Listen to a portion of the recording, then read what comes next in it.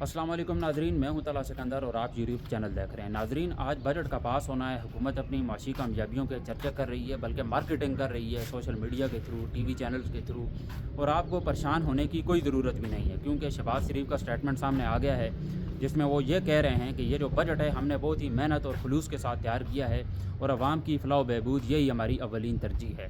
عوام کو یہ ترجیح دے رہے ہیں کہ اس وقت جو بندہ بھی پاکستان کے اندر 8,500 روپے کما رہا ہے وہ بندہ غریب تصور ہی نہیں کیا جائے گا۔ وہ جتنے بھی گھر کے ایکسپنسز ہے انہیں افورڈ کر سکتا ہے۔ اب یہ کتنے لوگوں کو امیر کر رہے ہیں، کتنے لوگوں کو غریب کر رہے ہیں کہ 8,000 روپے کی 8,500 روپے کی آج کل پاکستان میں کیا ویلیو ہے، یہ آپ بھی جانتے ہیں، میں بھی جانتا ہوں۔ 20 کلو آٹا اس وقت 2,500 سے 3,000 روپے کا آ رہا ہے۔ پھر آپ بجلی اور گیس کے اگر آپ بل نکال لیں، پیچھے بچتا کیا آپ مجھے یہ بتائیں۔ اور جو بندہ رینٹ پہ رہ رہا ہے، کرائے کے مکان پہ رہ رہا ہے، مطلب 8,000 ایک کمرے کا اس وقت جو گھر ہے، فار ایگزامپل ایک روم کا جو رینٹ ہے، اگر آپ ہاسٹل کی بات کر لیں کسی بھی جگہ کی، وہاں پر بھی 15 سے 20,000 روپے۔ اگر آپ پنڈی والی طرف چلے جائیں یا اسلام آباد میں، اس سے بھی زیادہ ایکسپینسو ہیں۔ تو یہ مجھے سمجھ نہیں آ رہی کس طرح کا یہ مذاق کر رہے ہیں پاکستان کی عوام کے ساتھ کہ 8,500 روپے کمانے والے بندہ، اس کو یہ کہہ رہے ہیں کہ غریب نہیں ہے، اس کو یہ امیر تصور کر رہے ہیں کہ وہ بندہ ساری چیزیں افورڈ کر سکتا ہے۔ اس وقت مہنگائی جو ہے آپ کے سامنے ہے، ایک بندہ بائک چلاتا ہے، پیٹرول کی قیمتیں ایز آئی سیڈ کے 400 کے قریب ہی ہیں۔ انہوں نے پہلے خوب مہنگا کیا، اس کے بعد 20 روپے کم کریں گے اور کہیں گے کہ ہم نے عوام کو بہت بڑا ریلیف دے دیا ہے۔ تو یہ جو بجٹ ہے یہ بھی عوام کے لیے بہت بڑا ریلیف ہے، تو آپ کو بالکل بھی پریشان ہونے کی کوئی ضرورت نہیں ہے۔ شہباز شریف کہہ چکے ہیں کہ عوام کی فلاح و بہبود کے لیے یہ ہم سب کچھ کر رہے ہیں اور وہی اولین ترجیح ہے، یہ سب کچھ عوام کے لیے ہے۔ اسی لیے پچھلے 4 سال سے یہ اتنا نہیں کر سکے کہ پاکستان کی جو جی ڈی پی ہے اس کو ہم 4% پہ لے آئے، 4% پہ بھی نہیں لے کر آئی ہے۔ تحریک انصاف جب چھوڑ کے گئی تھی کافی بہتر پوزیشن میں تھی، پاکستان کی جی ڈی پی 6% سے بھی اوپر تھی شاید، اور وہاں سے جب پاکستان کا ڈاؤن فال شروع ہوا ہے، انہوں نے ایک بات ہی اتنی گھٹیا کی ہے کہ اب پاکستان جو ہے اونچی اڑان بھرے گا۔ پاکستان نے کیا خاک اونچی اڑان بھرنی ہے؟ یہ جو موجودہ نظام ہے اس وقت، کشمیر کے حالات آپ کے سامنے، مہنگائی آپ کے سامنے، ریکارڈ بریکنگ قرضے لیے ہیں انہوں نے پاکستان کی تاریخ میں، اتنے زیادہ قرضے اس سے پہلے کبھی بھی نہیں لیے۔ تو اس موجودہ نظام نے، کیونکہ جوتے پالش کرنے والا تھا، یہ جوتے پالش کرنے سے اچھے طریقے سے آتے تھے، لہٰذا ایسے لایا گیا ہے۔ نواز شریف اس سے نسبتاً بہتر انسان تھا اگر ہم کمپیئر کریں، ویسے تو یہ پورا کا پورا جو خاندان ہے یہ کرپٹ ہی ہے، لیکن اگر ہم کمپیئر کریں ان دو بھائیوں کا تو نواز شریف اس سے بہت بہتر تھا۔ اس نے کبھی بھی کھل کر کرٹیسائز نہیں کیا۔ نواز شریف نے کتنی بار یہ احمد کی ہے کہ اسٹیبلشمنٹ کو اس نے بے نقاب بھی کیا ہے، ایسی بات نہیں ہے، اس نے اسٹیبلشمنٹ کو کرٹیسائز کیا، حالانکہ اپنی نااہلی کی وجہ سے ہی وہ اس کی حکومت گرائی بھی گئی ہے۔ ایسا نہیں ہے کہ وہ کرپٹ انسان نہیں تھا، ایک نمبر کا ڈاکو تھا، لیکن اس نے کئی موقعوں پر اسٹیبلشمنٹ کو کرٹیسائز کیا ہے کہ ان کا جو سیاست میں رول ہے پاکستان کی پولیٹکس میں یہ نہیں ہونا چاہیے۔ لیکن یہ بندہ، اسے جوتے پالش کرنے زیادہ اچھے طریقے سے آتے تھے، اس نے جس طرح جوتے پالش کیے یہ کوئی سوال نہیں اٹھاتا۔ پہلی بات تو یہ ہر بات مان جاتا ہے، جی حضوری کرتا ہے، تو اس لیے اسٹیبلشمنٹ اسے لے کے آ گئی ہے، اور فیلڈ مارشل نے استثنا لیا ہوا ہے۔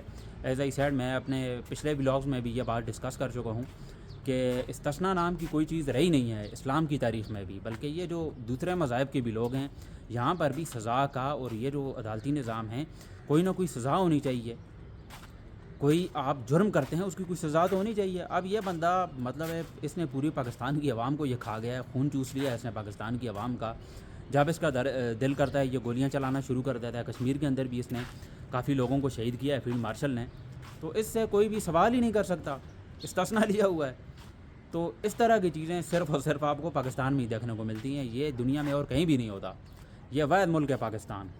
تو اس وقت میرے حال میں پہلے تو بلوچی، سندھی، پختون، کشمیری، جتنے بھی یہ جو لوگ ہیں ان کو اکٹھا ہونے کی ضرورت ہے، ان کو ایک ساتھ چلنے کی ضرورت ہے، ان کا آپس میں اتفاق ہونا چاہیے۔ آپ یہ نہ دیکھیں کہ وہ بلوچی ہے یا سندھی ہے، آپ سب پاکستانی ہیں اس وقت۔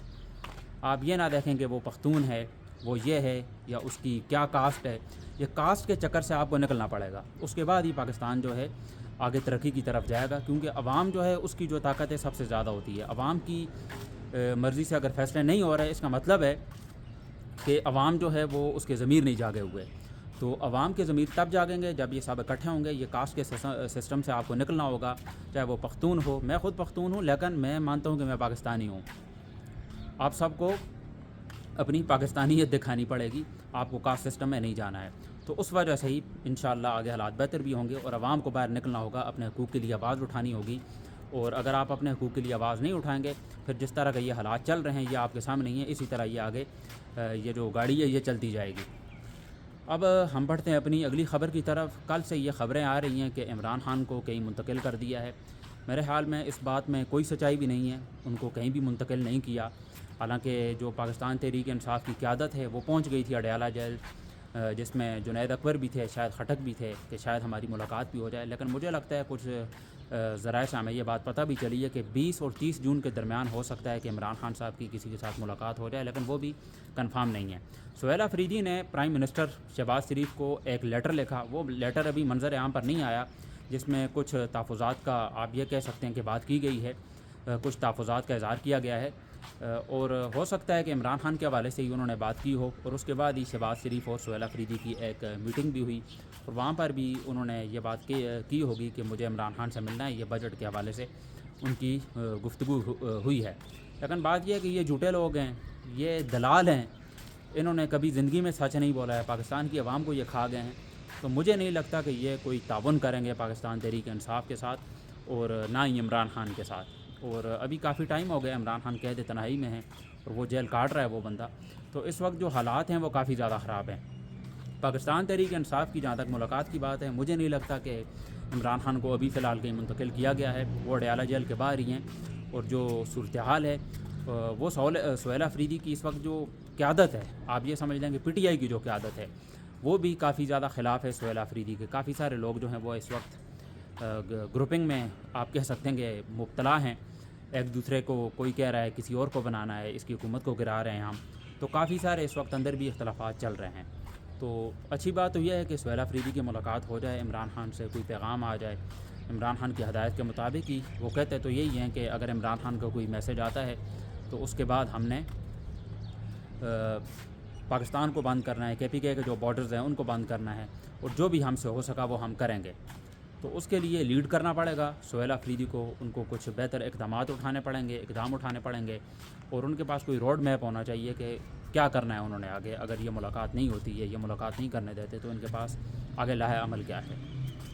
تو اس حوالے سے میں انشاءاللہ ایک الگ سے ولاگ بھی بناؤں گا کہ پاکستان تحریک انصاف کے کیمپ میں اس وقت کیا ہو رہا ہے. اس وقت جو مین خبر تھی وہ بجٹ کے حوالے سے تھی، جو میں نے آپ کو بتا دیا کہ بجٹ کس طرح کا انہوں نے پاس کیا ہے، اور پاکستان کی عوام کو یہ کس طرح کا ریلیف دے رہے ہیں. ریلیف یہ دے رہے ہیں کہ یہ کہہ تو یہی رہے ہیں کہ ہم نے عوام کی فلاح و بہبود کے لیے وہی ہماری اولین ترجیح ہے، لیکن کیا ہے انہوں نے کچھ بھی نہیں ہے. حالات آپ کے سامنے ہیں، مہنگائی جو ہے آپ کے سامنے ہے، جو قرضے لیے گئے ہیں وہ ریکارڈ بریکنگ قرضے لیے گئے ہیں. تو یہ کچھ امپورٹنٹ ڈیولپمنٹس تھیں جو میں نے آپ کے سامنے رکھی ہیں. اس حوالے سے ایک اور جو ہے ڈیٹیل ولاگ ہم بنائیں گے اپنی اگلی ویڈیو میں، جس میں ڈیٹیل سے بات کریں گے کیا کچھ انہوں نے کیا ہے.